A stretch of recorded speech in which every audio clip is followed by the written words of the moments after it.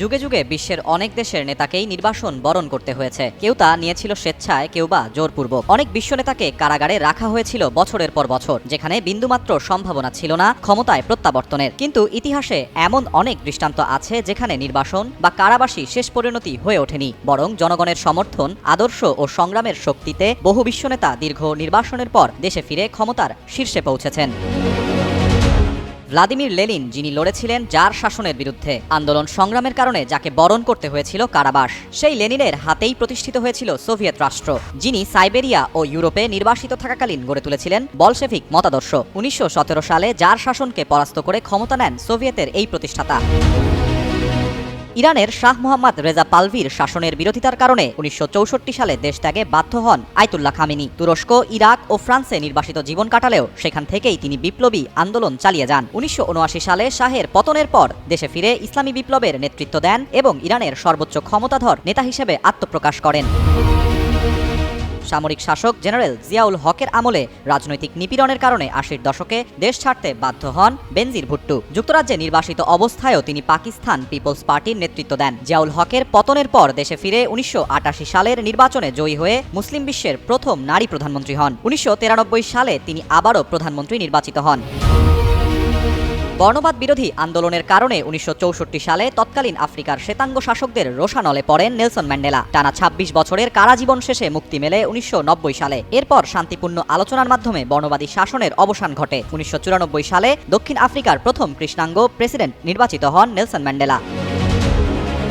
এই 4 বিশ্ব নেতাদের কাতারে নাম লেখাতে পারেন বিএনপির ভারপ্রাপ্ত চেয়ারম্যান তারেক রহমান। দীর্ঘ 17 বছর পর 25 ডিসেম্বর দেশে ফিরেছেন তিনি। আগামী জাতীয় সংসদ নির্বাচনে তার দল নির্বাচিত হলে তিনি প্রধানমন্ত্রী হবেন বলে ধারণা করা হচ্ছে। শেষ পর্যন্ত এমনটা হলে নেলসন ম্যান্ডেলা, ভুট্টো, লেনিনদের কাতারে নিজেকে নিয়ে যেতেই পারেন তারেক রহমান।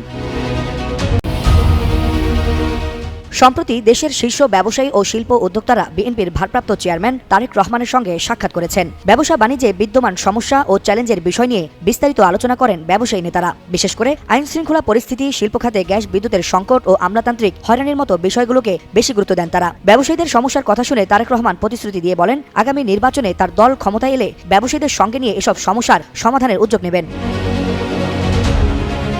আলোচনা শেষে ব্যবসায়ী নেতারা জানান, দেশের অর্থনীতিকে কিভাবে আরো গতিশীল করা যায় সেসব নিয়ে আলোচনা হয়েছে। মেঘনা গ্রুপ অব ইন্ডাস্ট্রিজের চেয়ারম্যান ও ব্যবস্থাপনা পরিচালক মোস্তফা কামাল বৈঠক থেকে বের হয়ে বলেন, সীমিত সম্পদ ও বিদ্যমান অবকাঠামো কিভাবে আরো উন্নয়ন করা যায় সে বিষয়েও বিস্তারিত মতামত শুনেছেন তারেক রহমান। সামনের রমজান মাসে নিত্য প্রয়োজনীয় পণ্যের সরবরাহ যেন সঠিকভাবে বজায় থাকে সে বিষয়ে ব্যবসায়ীদের দৃষ্টি আকর্ষণ করেন তিনি।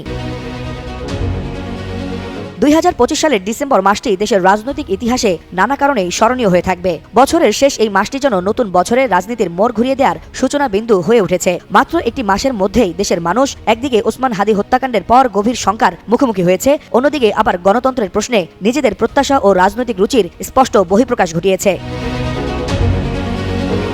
ওসমান হাদির জানাজায় মানুষের উপস্থিতি ছিল সেই আস্থা ও ভালোবাসারই প্রতিফলন। দেশের মানুষ যেন নীরবে জানিয়ে দিয়েছে তারা কেমন ধরনের প্রতিনিধি চায় এবং কোন রাজনীতি তারা গ্রহণ করতে প্রস্তুত। এই আবহের মধ্যেই দেশে ফেরেন বিএনপির ভারপ্রাপ্ত চেয়ারম্যান তারেক রহমান। তার এই স্বদেশ প্রত্যাবর্তনের তাৎপর্য নিছক একটি রাজনৈতিক ঘটনা নয়, বরং দীর্ঘদিনের রাজনৈতিক হতাশা, অনিশ্চয়তা ও নিরাপত্তাহীনতার ভেতর থেকে মানুষ আবার রাজনীতির প্রতি আগ্রহ ও প্রত্যাশা ফিরে পাওয়ার সাহস খুঁজে পেয়েছে। তারেক রহমানের দেশে ফেরার পর 3 দিনের জনসংযোগ কর্মসূচিকে ঘিরে সচেতন মহলে নানা প্রশ্ন ছিল। তার সামনে যে চ্যালেঞ্জগুলো দাঁড়িয়েছিল সেগুলো তিনি ধৈর্য ও সংযমের সঙ্গে সামাল দিয়ে যাচ্ছেন বলে মত বিশ্লেষকদের।